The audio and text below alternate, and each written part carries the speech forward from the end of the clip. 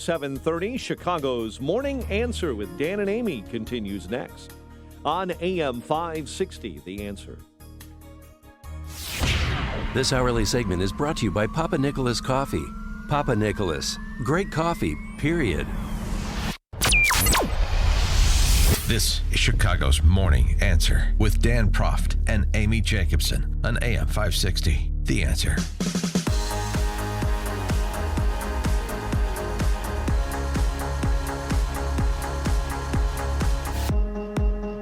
Good morning, Dan and Amy. Over the weekend, another big topic, a lot to cover. Big tech. President Trump is reportedly drafting an executive order on the topic. Missouri Senator Josh Hawley sat down with Bret Baier on the topic. He has been a vocal critic of big tech and proponent of antitrust, an antitrust look-see, if not prosecution. But also Peter Thiel, he was on Fox and Friends talking about big tech as well, sort of jumping off of the speech he gave at a conservative summit in D.C. a few weeks ago that we covered. Very interesting. He's a very interesting guy, very smart guy. And renewing his call, forget the FTC and the Department of Justice, renewing his call for the FBI and the CIA to look into big tech's relationship with foreign adversaries. So there's the censorship piece of it, and they started on that topic after Mitch McConnell's Twitter account was frozen last week for posting, chanting, posting the protesters calling, leveling threats of violence against Mitch McConnell. His Twitter account gets suspended for reposting threats of violence directed at him to show the world. It's crazy. It is. And then he went on to the issue of the bigger issue, he thinks, than censorship of a political nature, but the relationship between the Googles and the Facebooks of the world and, say, the communists in China. But first on McConnell. You always have the question, are these things sort of innocent accidents, or are they sort of intentional acts of political sabotage? And the Republicans, I think, are right to be somewhat suspicious because this stuff keeps happening. And Silicon Valley is something of a one-party state. And I think that's why people are suspicious. If you had a lot of people working at Twitter who were making campaign donations to Trump or something like that, maybe we wouldn't be as suspicious. Peter, that's just not the case. He refers to the environment in Silicon Valley as semi-totalitarian. So he's not mincing words. Well, my proposal was that the first step would be that you have the FBI or CIA look into what's actually going on. We should establish perfectly clearly the technology is actually flowing to the Chinese military, and then and then there's a question: what does Google know about this? And then there was Josh Hawley with Bret Baier, as I mentioned. He's very happy DOJ and FTC. That's the alphabet soup. So keeping score, Peter Thiel wants the FBI and CIA to look at big tech. Josh Hawley's happy the Federal Trade Commission and the Department of Justice are looking at big tech. What's going to happen to this industry? You've got the FTC and DOJ looking at the antitrust aspect of it. So are these companies, and we're really talking here, Brett, about the biggest companies, Google, Facebook, Twitter. Are they trying to stifle competition? Are they stifling innovation? I'm worried that they are, and we need a DOJ, Department of Justice, inquiry into that. And so I'm glad that that's what the administration is doing. And the intersection between Hawley and Thiel is on this question, which framed Thiel's speech in D.C., and I think the basis of Hawley's advocacy for investigation, if not regulation. The big question, sort of a metaphysical question, a cultural question. Is big tech good for us? Is it making America better? I'm not sure that these companies really are our most successful or really represent the best of America in the way that they say they do. I mean, Google and Facebook, they say that. But you think about it, Brett, I mean, what is it exactly that they've given the country in the last 10 or 15 years? I mean, they have been willing to partner with the repressive Chinese government to make a buck whenever it suits them. They have advanced a left-wing agenda whenever they can. Are they creating jobs in the middle of our economy? Are they creating jobs in the middle of our country? No to all of those things. For more on this and maybe a little bit of North Korea talk as well, we're pleased to be joined again by Lieutenant Colonel Jim Carafano, Vice President of the Catherine and Shelby Cullom Davis Institute or international studies, and author of books including Wiki at War and Private Sector Public Wars. Jim, thanks for joining us again. Appreciate it. Hey, great to be with you.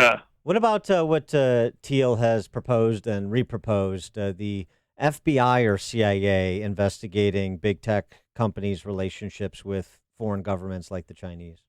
Yeah, well, I work at the Heritage Foundation, which is a conservative research foundation. It doesn't dictate the findings that we do, but it does inform how we look at public policy issues. And we kind of love freedom and free markets, and I guess I'm always a little reticent when people have a partisan beef, and then they immediately want to turn that into a regulatory or an intelligence issue or something. And I think we just need to take a proportional, kind of responsible approach to that. I remember back, I've been doing this so long, to when we had the Patriot Act debate, and you remember it was all Patriot Act evil, right?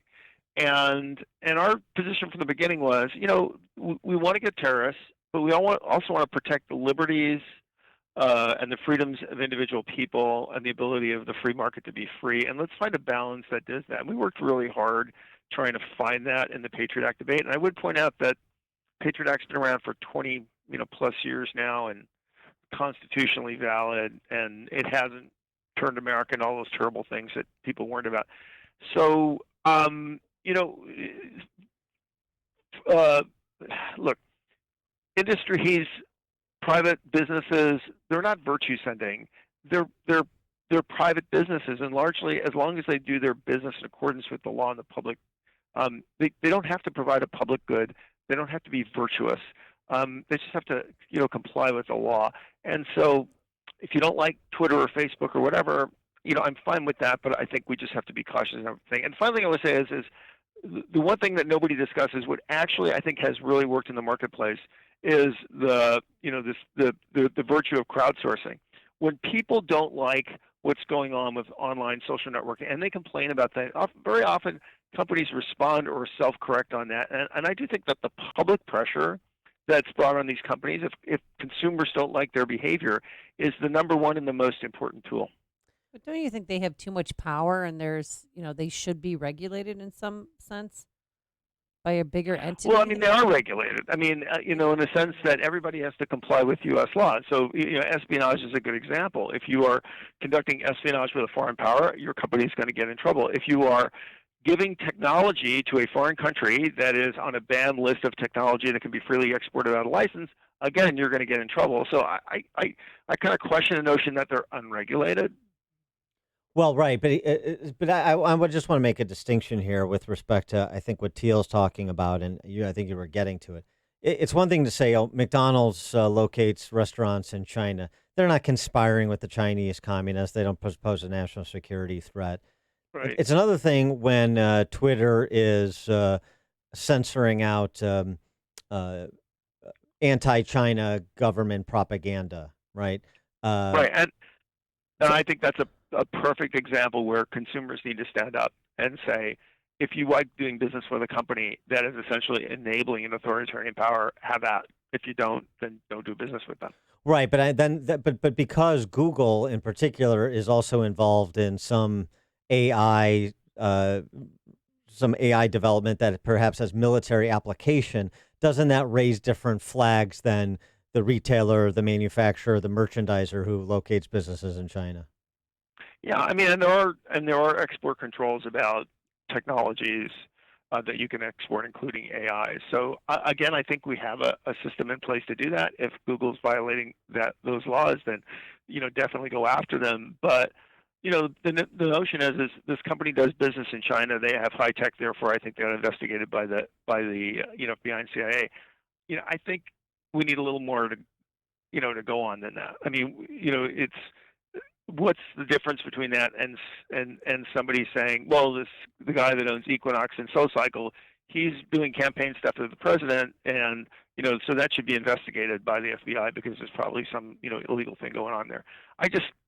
There's a reason why we have standards of investigatory authority for these agencies, just because we don't investigate them because people have a vague notion that maybe they committed a crime.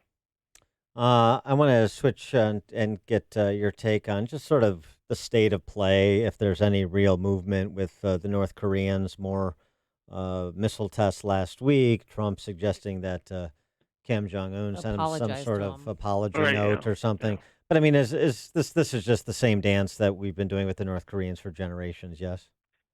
Well, I mean, it certainly sounds that we've been kind of in the same place since, the Hanoi meeting, which sounds like forever ago, where kind of the North Koreans came to the table and they thought, okay, if we can just talk to Trump, he'll give us a good deal, and then they walked away and said, okay, that's not going to happen, and I think we've just been kind of, spinning in since then. And I've said this before. Um, I don't see how the North Koreans do anything until after they're sure Trump gets reelected, because if it's a different president, they're going to have a different negotiating strategy. So I still think everybody's just marking time. All But right. President Trump did mention too in the tweet that he's going to be meeting with him again very soon. Do you know anything more about that? So we have heard that Mongolia has offered up to host a meeting, which would be kind of interesting. The U.S. has had a lot of focus on Mongolia of late. But I think if they did meet, since there haven't been any preparatory negotiations between the two sides, it would just be another meeting to signal that, we're still meeting, basically. So with respect to that, though, it's interesting just what you said about North Korea. They're just going to hold their powder and see what happens November of 2020. Is that going to be more or less the posture of all of our either reluctant allies or open adversaries, including the Chinese, the Northern Triangle countries, Mexico?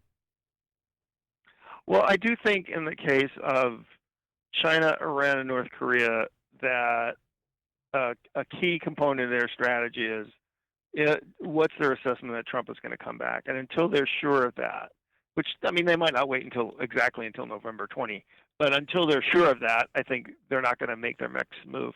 Yeah, I think the wild card there is Russian. Russian strategy is always predicated on looking for gaps and fissures and opportunities and exploiting them when they come out, as opposed to looking at things in a very linear fashion. So on the Russians, on the other hand, I think they're the wild card. They're the guys that would do something wacky or crazy if they saw an opportunity where they thought they could advance their interests.